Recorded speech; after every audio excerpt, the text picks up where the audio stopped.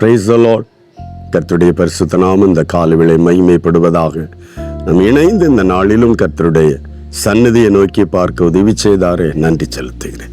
இந்த நாளிலும் கூட எரேமியா தீர்க்கதரிசியின் புஸ்தகத்தின் 31ஆம் அதிகாரம் அதனுடைய 9வது வார்த்தையின் கடைசி பகுதி வாசிக்கிறேன்.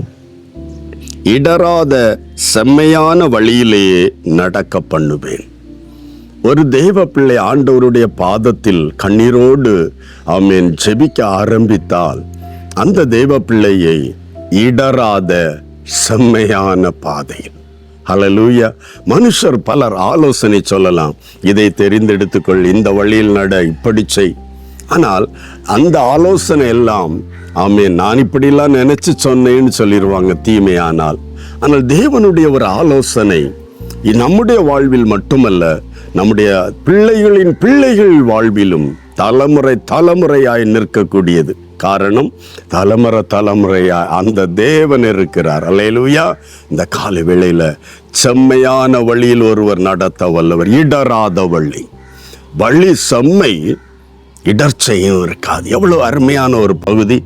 நம்மை இந்நாள் வரை இடறி போகாமல் செம்மையான வழி நடத்தி வந்திருக்கிறார் அந்த தேவன். இன்றைக்கு ஆமென் எந்த சூழ்நிலையிலும் இடறின ஒரு நிலையில் காணப்படுகிறாயோ, வழி தவறாய் மாறிவிட்டதோ, இது தெரிந்தெடுக்க கூடாத வழியாய் போய்விட்டதோ என்று கலங்கி நிற்கிறாயோ, இனி நிற்கிற இடத்திலிருந்து இனி செம்மையாய் நடத்த வல்லமையுள்ள ஒரு தேவன் நம் தேவன். ஹல்லேலூயா. இனி நடக்கிற பாதை இடரல் அற்ற ஒரு பாதையாய் மாற்ற வல்லமையுள்ள கர்த்தர் தான் நாம் ஆராதிக்கிற தேவன். இந்த காலவேளையில் ஆண்டவரை நோக்கி பார்க்கலாம். ஆண்டவரே, நான் எடுத்த முயற்சிகள் எல்லாம் பாதியில் உடைந்து போனது, நொறுங்கி போனது. அப்பா, இடறி போனேன் ஆண்டவரே. ஹல்லேலூயா. இந்த காலவேளையில் நம்மை நடத்த ஆண்டவரிடத்தில் விட்டு கொடுங்கள். ஆண்டவரே, நான் இதுவரை என் முயற்சியில் நடந்தேன், என்னுடைய பிரயாசத்தில் நடந்தேன், என்னுடைய ஆலோசனையில் நடந்து விட்டேன். அப்பா, எல்லாம் இடறி போகிறது ஆண்டவரே. இன்றைக்கு அப்பா, என்னை உம்முடைய கரங்களில் ஒப்பு கொடுக்கிறேன். என்னை நீர் கரம் பிடித்து நடத்தி இடராத செம்மையான பாதையில் நீ நடக்க பண்ணுவீராக. என் ஆண்டவரை நோக்கி பார்க்கலாமா?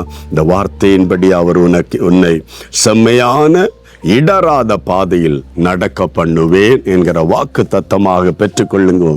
அதன்படி ஜெபிப்போம். நிச்சயம் அந்த வார்த்தையை நமக்கு நிறைவேற்றுவார். ஜெபிக்கலாம். அன்பு தகப்பனே, இந்த காலைக்காக நன்றி. என்னோடு இணைந்து ஜெபிக்கிற எல்லா தேவ பிள்ளைகளுக்காக ஸ்தோத்திரம்.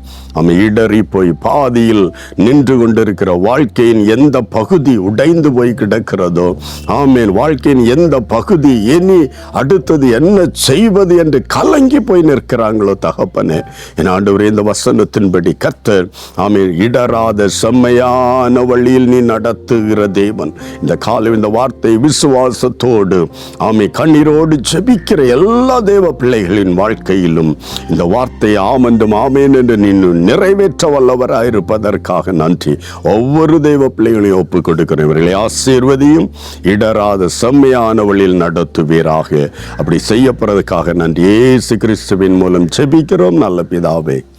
ஆமென், ஆமென். உங்களை இடராத செம்மையான வழியில் நடத்துகிற ஒரு தேவன். God bless you. Praise the Lord.